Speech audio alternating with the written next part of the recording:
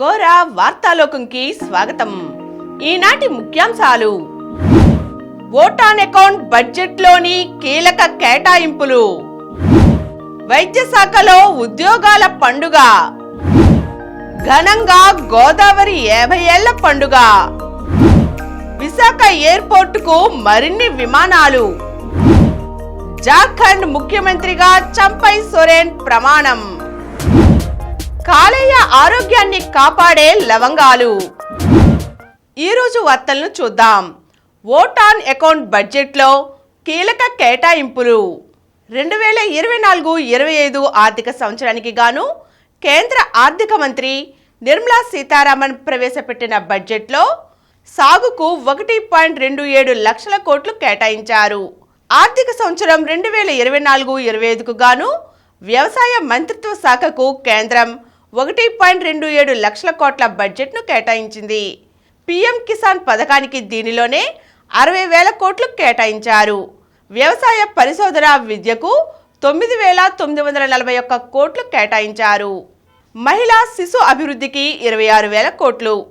ఈ మధ్యంతర బడ్జెట్లో మహిళా శిశు అభివృద్ధి మంత్రిత్వ శాఖకు 26,000 కోట్ల కేటాయింపులు దక్కాయి. ఇవి 2023-24 బడ్జెట్తో పోలిస్తే 2.52% అధికం. రాష్ట్రాలకు 75,000 కోట్ల వడ్డీ లేని రుణాలు. వికసిత్ భారత్ లక్ష్యాన్ని సాకారం చేసే దిశగా సంస్కరణల బాట పట్టే రాష్ట్రాలకు 50 ఏళ్ల పాటు 75,000 కోట్ల వడ్డీ లేని రుణాలను అందిస్తామని కేంద్రం తెలిపింది.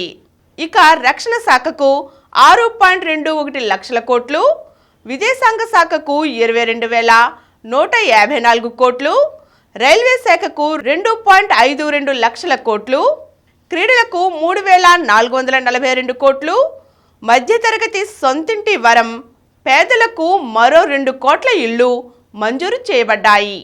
ఇక జలశక్తి శాఖకు 98,418 కోట్లు, గ్రామీణాభివృద్ధి శాఖకు 1.77 లక్షల కోట్లు, పర్యావరణ శాఖకు 3,265 కోట్లు, సామాజిక న్యాయం సాధికారతకు 14,225 కోట్లు, గిరిజన మంత్రిత్వ శాఖకు 13,000 కోట్లు కేటాయించారు. ఈ బడ్జెట్ వికసిత భారత్ 4 స్తంభాలైన యువత, పేదలు, మహిళలు, రైతులను మరింత శక్తివంతం చేస్తుంది. ఇది దేశ భవిష్యత్తును సృష్టించే బడ్జెట్. గ్రామాలు, నగరాలలో పేదల కోసం 4 కోట్లకు పైగా ఇళ్లు నిర్మించాం.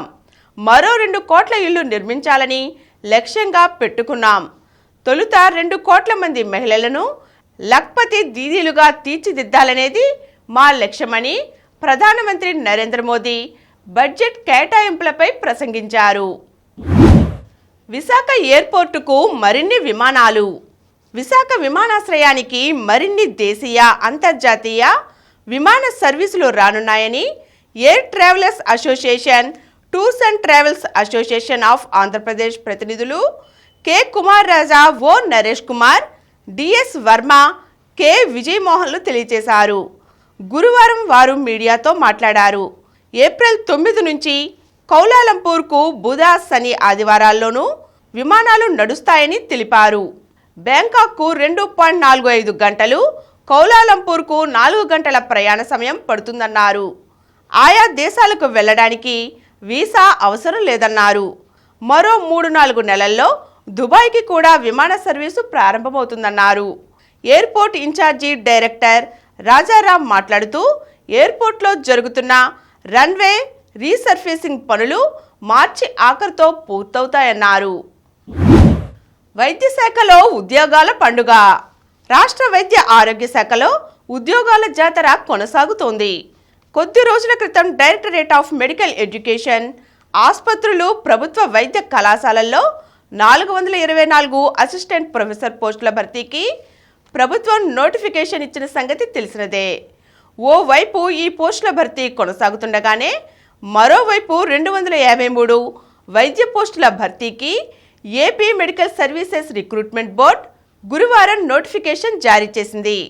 ఇందులో 234 పోస్టులు నేషనల్ హెల్త్ మిషన్ పరిధిలో ఉన్నాయి.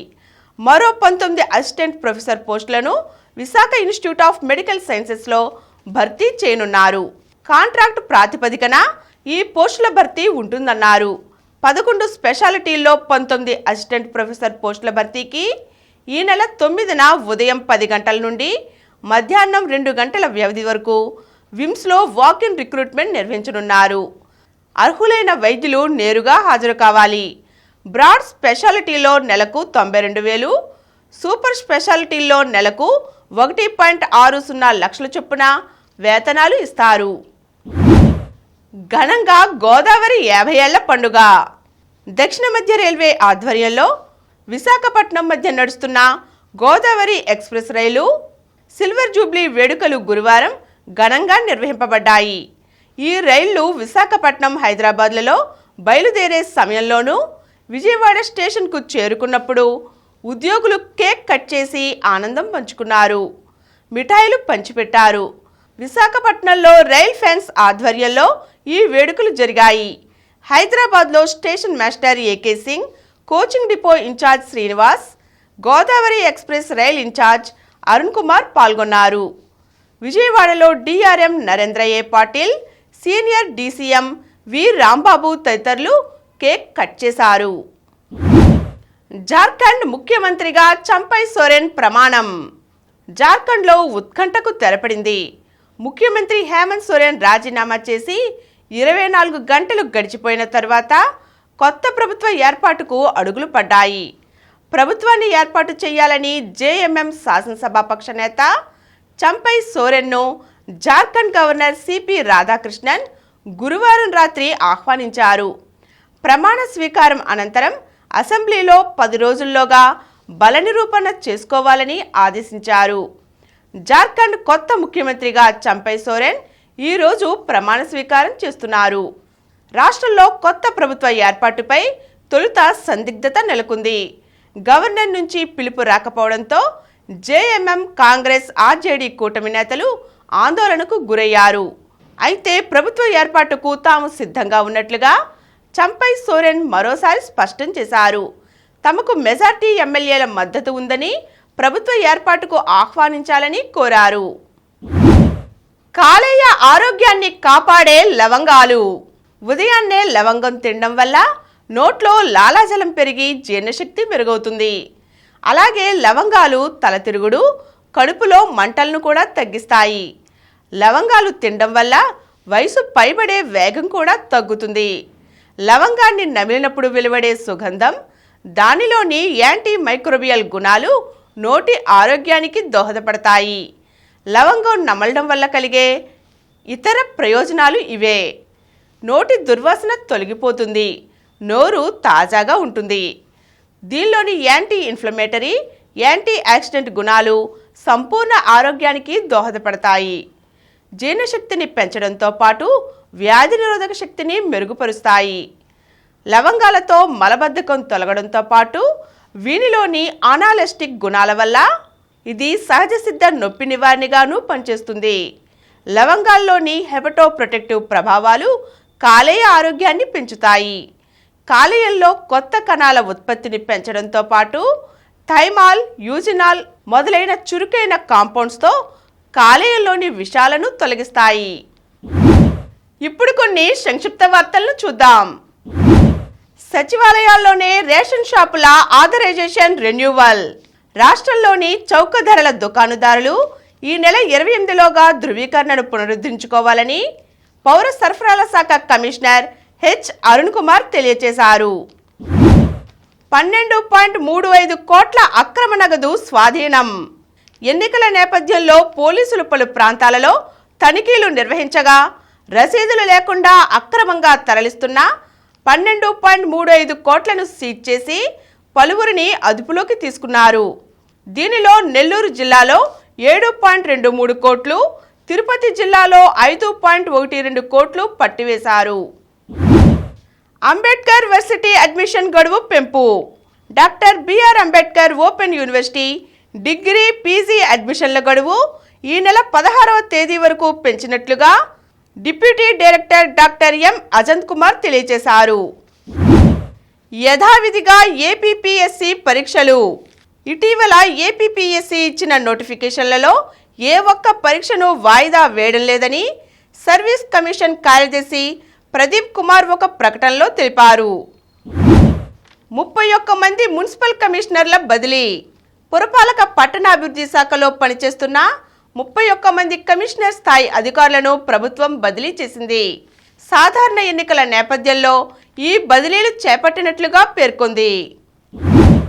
అమెరికాలో మరో భారతీయ విద్యార్థి మృతి. అమెరికాలోని సిన్సినాటీలో భారతీయ విద్యార్థి ఒకరు చనిపోయారు. అతడి మరణానికి కారణాలు ఇంకా తెలియరాలేదు. ఘనంగా విజ్ఞాన్ మహోత్సవ్ ప్రారంభం. విద్యార్థులకు యోగా, సంగీతం, ఆటలు, సాంస్కృతిక, సామాజిక సేవా కార్యక్రమాల్లో పలు కార్యక్రమాలను నిర్వహించే విజ్ఞాన్ మహోత్సవ్ ఈరోజు ప్రారంభమైంది. 3 రోజుల పాటు విజ్ఞాన్ 2K24 పండుగ చేబ్రోలు మండలం వడ్లమూడి విజ్ఞాన్ యూనివర్సిటీలో జరుగుతోంది. క్వార్టర్స్లో గాయత్రి జోడీ. Thailand masters world tour super 300 badminton tourney మహిళల డబుల్స్ విభాగంలో పుల్లెల గాయత్రి ట్రెసా జాలి జోడీ క్వార్టర్ ఫైనల్లోకి ప్రవేశించింది. సెమీస్లో వైదేహి రష్మిక జోడీ. అంతర్జాతీయ టెన్నిస్ సమాఖ్య మహిళల టోర్నీలో హైదరాబాద్ క్రీడాకారిణి శ్రీవల్లి రష్మిక డబుల్స్లో సెమీఫైనల్లోకి దూసుకెళ్లింది. ఇండోర్లో గురువారం జరిగిన క్వార్టర్ ఫైనల్లో రష్మిక వైదేహి జోడీ 6-2, 6-1తో 3వ సీడ్ కరోల్ మొనెట్ యుషీనా జంటపై నెగ్గింది. Pro kabaddi league playoffs finals కు హైదరాబాద్ ఆతిథ్యం ఇవ్వనుంది. మరిన్ని వార్తా విశేషాలతో రేపటి గోరా వార్తాలోకంలో కలుద్దాం. Thank you.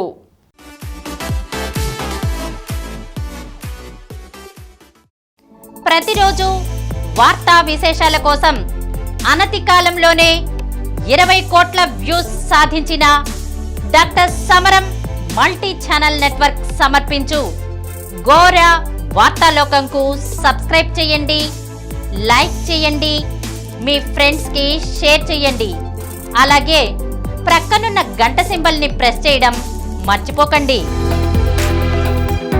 Please download Samaram multi-channel app and watch your favorite channels from your mobile. App available on Google Play Store and subscribe to the channels.